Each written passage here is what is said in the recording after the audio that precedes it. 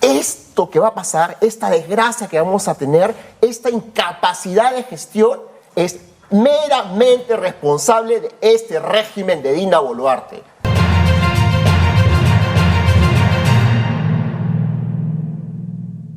Vamos con los temas que habíamos planeado para hoy, conversando con Antonio Quispe, epidemiólogo, especialista en salud pública, porque creo que con él podemos conversar un poquito de lo que se vendría, ¿no es cierto?, si la epidemia de COVID-19 vuelve a despuntar y vuelve a cebarse con sectores de la población, sobre todo aquella que menos vacunas tiene para poder enfrentar la enfermedad.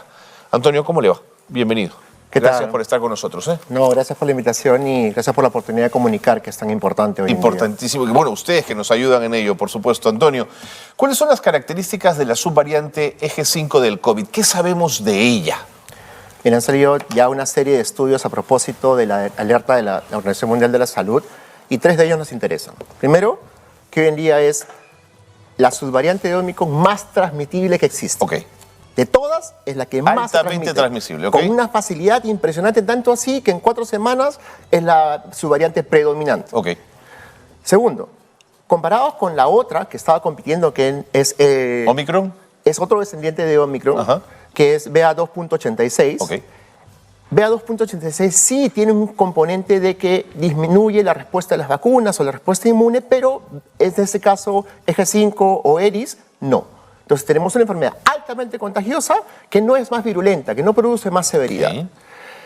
Y el otro detalle es de que esta enfermedad produce mucho dolor y dura más de 5 días. Sí, señor. Con lo cual tenemos la probabilidad de que mucha gente caiga enferma de golpe, y en países como el nuestro eso implica el colapso del sistema de salud, que muchas personas que no están protegidas porque no tienen la vacuna bivalente, empiezan a desarrollar las formas severas de la enfermedad, claro, que no deberíamos tenerlo porque es inmunoprevenible. Tenemos una tecnología actualizada específicamente contra Omicron, cuyas tasas de cobertura son paupérrimas.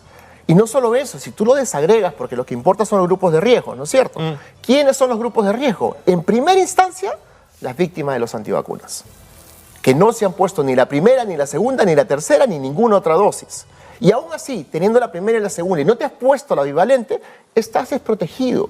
Porque ya ha pasado más de 2 años de la primera ola, más de 1 año de la segunda y la tercera, y actualmente necesitas sí o sí ese refuerzo bivalente. El otro grupo son los adultos mayores. Así es. ¿Sabes cuánto es la cobertura de bivalente en adultos mayores? 2.3%.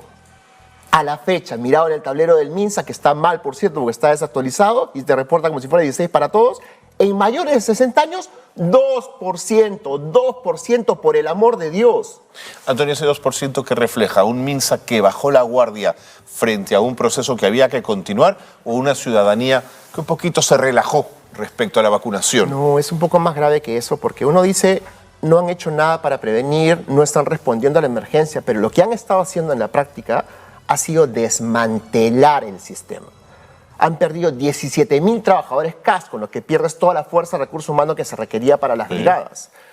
Y que ya estaban entrenados, además, dicho sea de paso, ¿no? Es un personal altamente calificado que le ha costado al Estado muchísimo dinero entrenar, capacitar y equipar. Así es. Y los acabas de perder. Los insumos, que es Senares, que es el que se encarga de comprar. 4 directores de Senares en el año, 3 en el último, y el último no tiene ni 1 mes en el cargo.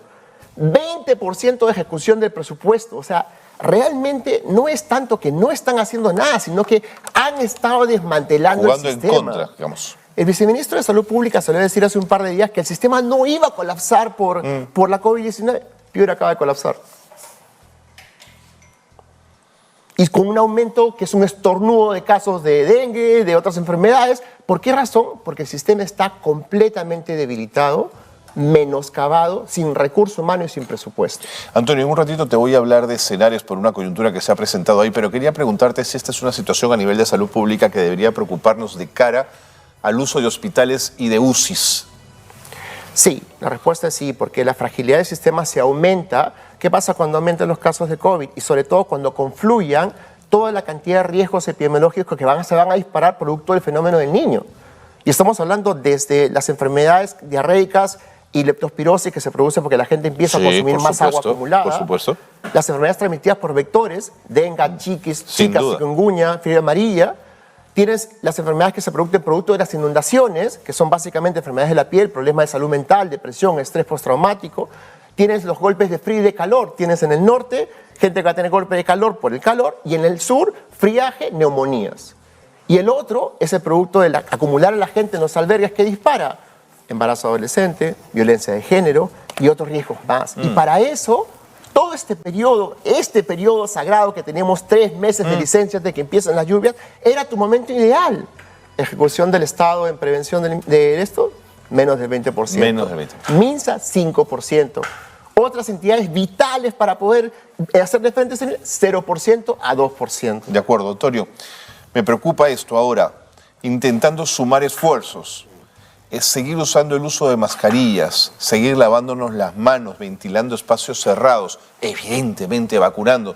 ¿Sigue siendo la fórmula ideal para poder enfrentar esto?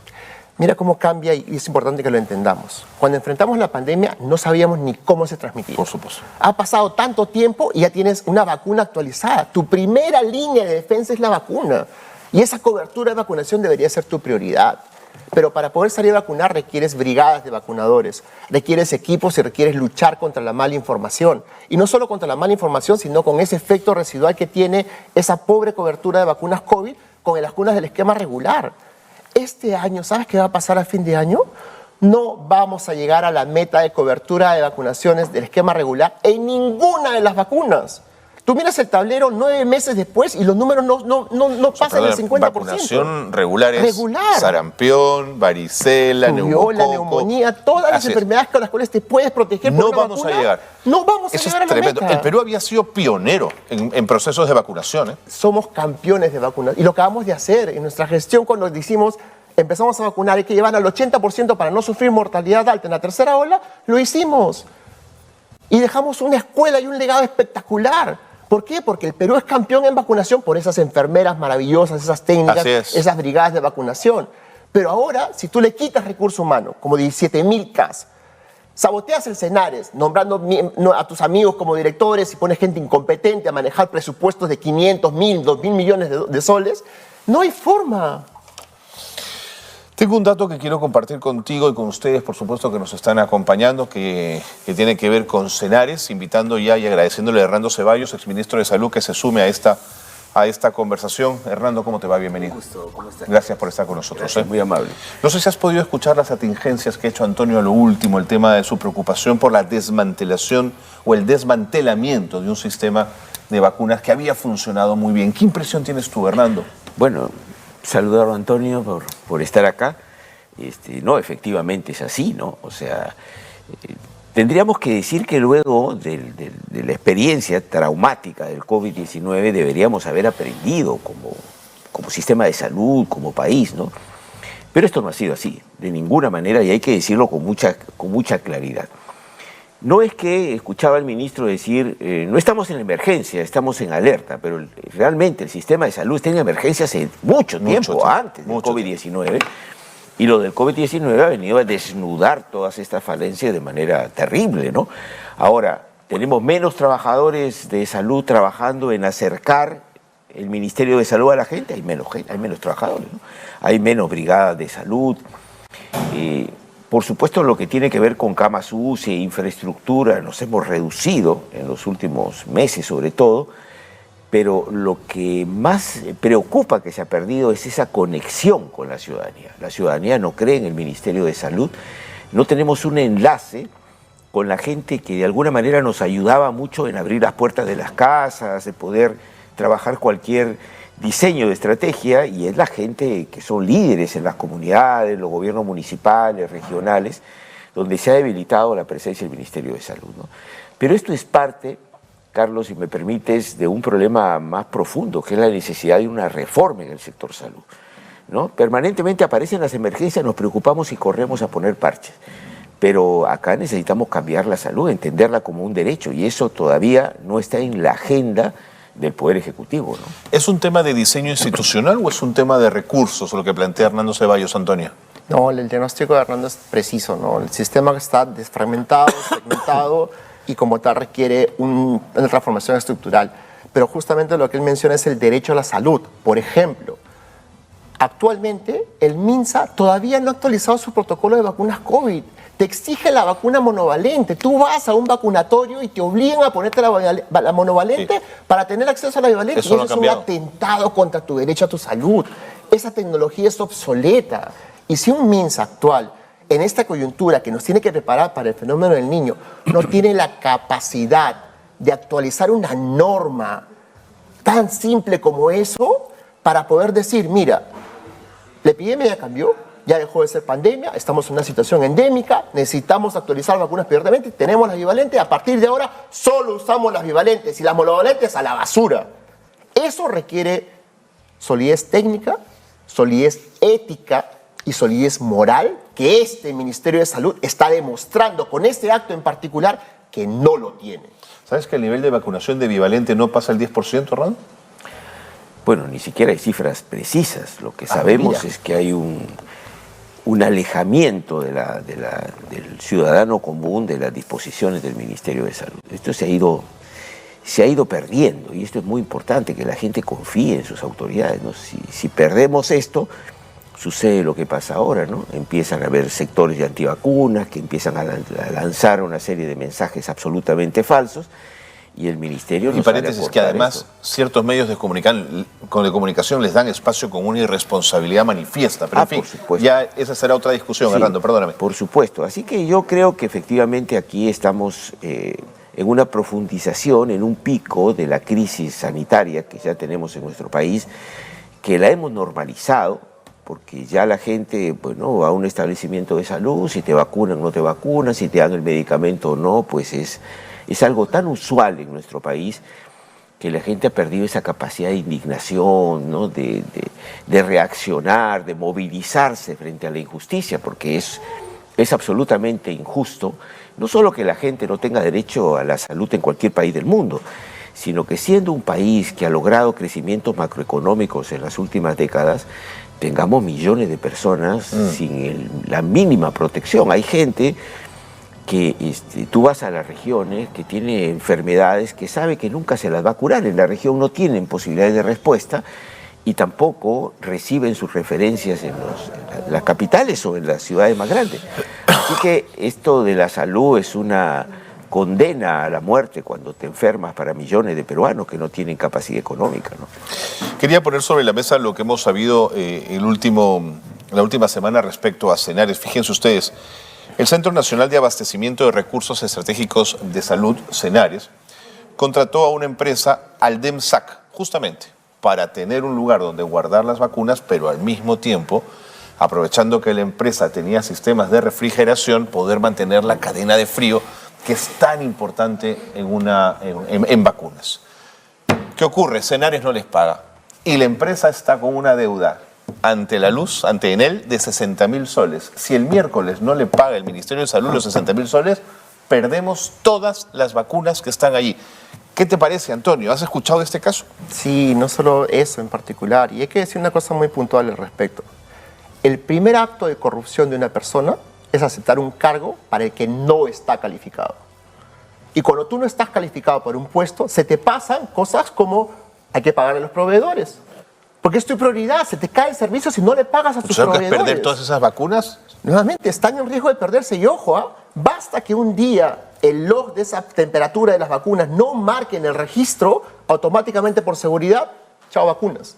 No se juega con las vacunas. La tecnología es muy importante y tiene muy poco margen de error y los estándares de calidad son pero tan altos que a la primera cosa que falla, lo más seguro es escondes ese leto, lo superas, investigas, pero sigues vacunando con las vacunas que tú sabes que son seguras. Antonio había hecho hincapié en el cambio de los funcionarios, Hernando, que no está permitiendo una continuidad de largo aliento.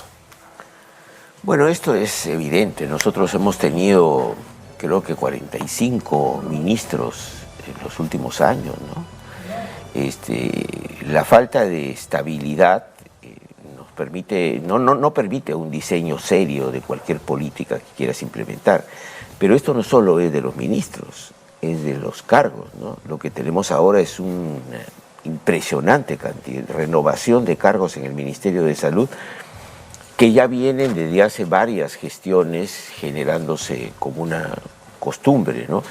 En Senares en particular, no sé, Antonio, tú debes tener capaz la cifra más exacta, pero yo creo que tenemos más de 5 directores en los últimos 2, 3 meses. 4 en el año, 3 en los últimos 3 meses, el último tiene menos de un mes en el cargo. Menos de un mes, así como pues puedes seguir los problemas que tiene Senares, diseñar una política mínimamente responsable, ¿no? Porque Senares ya debería haber empezado a trabajar desde hace ya un buen tiempo, ¿no?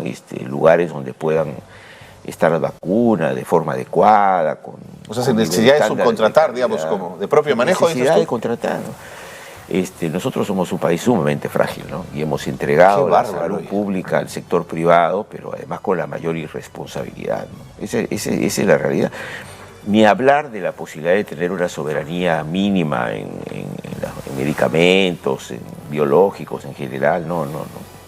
Acá nosotros seguimos siendo un país que depende mucho del mercado privado antes de la posibilidad de diseñar una política pública seria pensando en la gente, ¿no?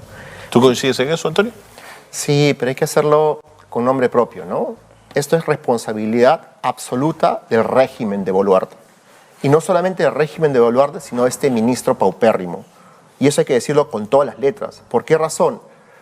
Porque ellos no solamente tienen la responsabilidad magna de controlar los riesgos de salud ahora, sino más importante, y ojo, esto lo hemos tenido antes del niño del 97, se compraron 100 puentes Bailey, hospitales de campaña, insumos no perecibles, se contrató personal, se hicieron una serie de acciones para poder prepararnos contra ese fenómeno porque se tenía una alerta que era de meses.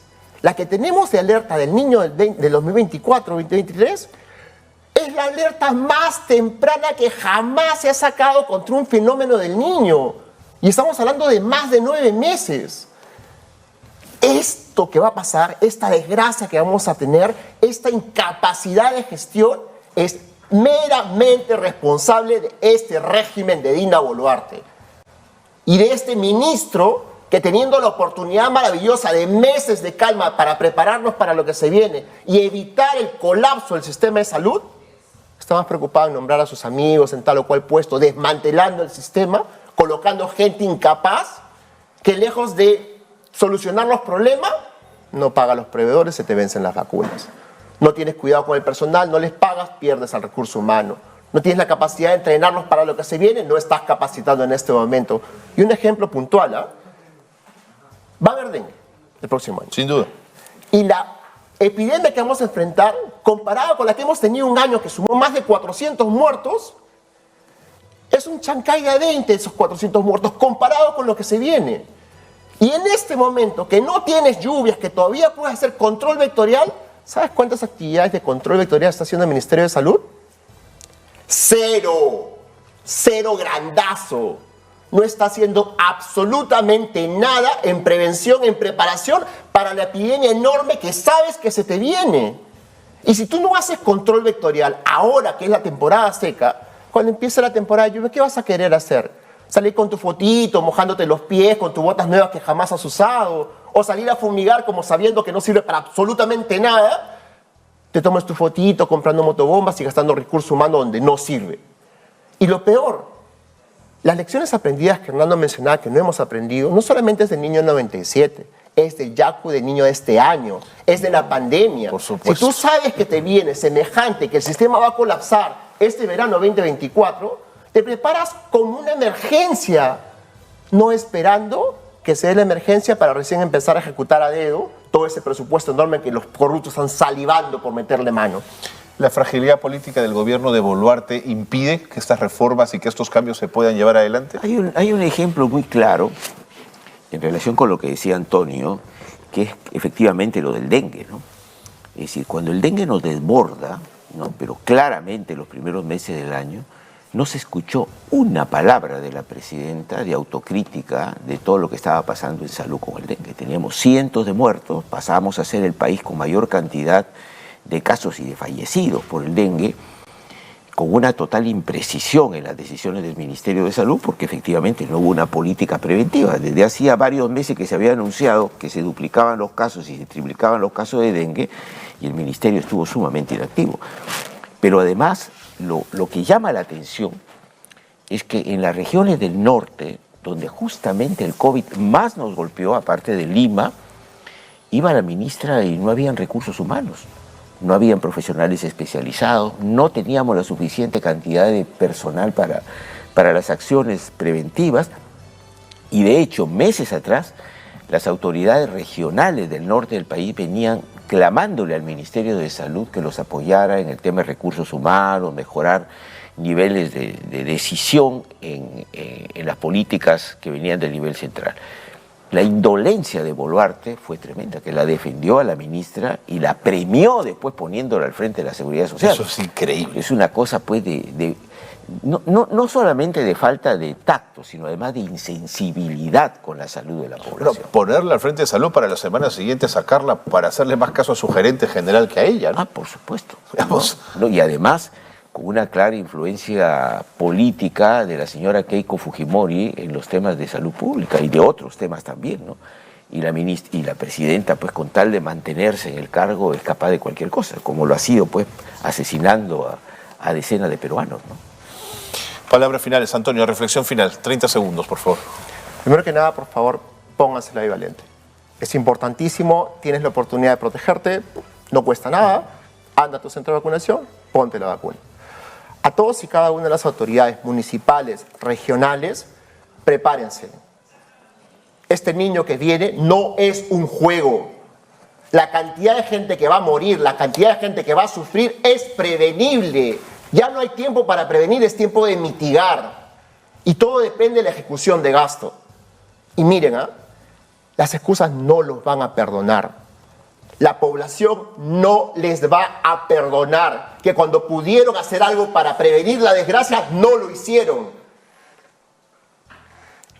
Y tercero y más importante, se viene una temporada de vacas flacas. La incapacidad del gobierno, esa incapacidad de gestión requiere actores técnicos. Inmediatamente necesitamos que renueven los cuadros, esos viceministros que no están trabajando y que han demostrado claramente con sus actos que son incapaces para hacer su trabajo, tienen que renunciar, porque no nos va a dar la oportunidad de hacer lo que no están haciendo en los pocos 2 meses que nos queda antes de que empiece la debacle. Fernando, reflexión final, por favor. Sí, yo comparto las opiniones de Antonio, que dígase de paso ha sido un aporte muy importante en el Ministerio de Salud cuando fugazmente está, porque cada vez que Antonio empieza a opinar, es incómodo. es incómodo para mucha gente, ¿no? Lo cual ya sabemos lo que pasa con la gente que opina diferente a los que tienen el poder en nuestro país, ¿no? Pero yo creo que más allá de lo importante que es la gente reflexione, la necesidad de irse a vacunar y cuidarse, la gente tiene que presionar a los niveles regionales y centrales, ¿no? Hay una actitud de los gobiernos regionales de no exigir con mucha firmeza a nivel central que se ayude en la ejecución de las partidas, que se den los respaldos técnicos, que salga la plata con rapidez, por el temor a no romper las relaciones con el nivel central, ¿no? Y aquí hay un juego político muy peligroso. Los niveles de ejecución efectivamente de los recursos, en el caso de la posibilidad de un fenómeno niño global, son alarmantes. Alarmantes. ¿No? Y si no resolvemos esto, que ya no lo resolvimos la primera parte y va a ser muy difícil ir a fondo, esto nos va a pasar factura y le va a pasar factura a la gente más humilde de nuestro país, ¿no? Fernando Ceballos, Antonio Quispe, muchas gracias. Gracias por haber traído todo su conocimiento y su experiencia a esta mesa de conversación. A ustedes, muchas gracias por la oportunidad. Gracias.